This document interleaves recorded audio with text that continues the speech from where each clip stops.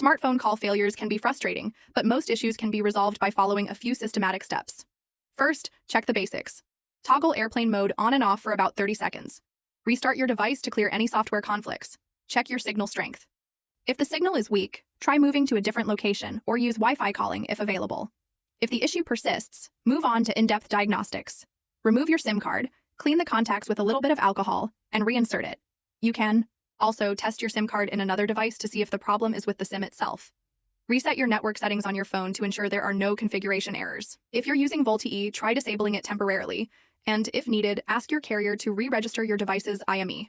Next, check your carrier account. Use USSD codes like *611 or #123# to check your account status.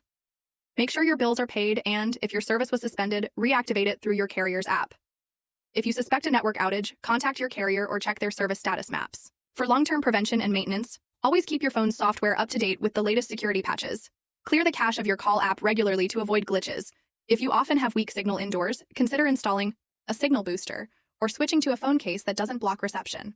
Finally, set up auto pay for your plan and enable roaming before traveling abroad to avoid unexpected service interruptions. By following these steps, you can diagnose and prevent most smartphone call failures on your own.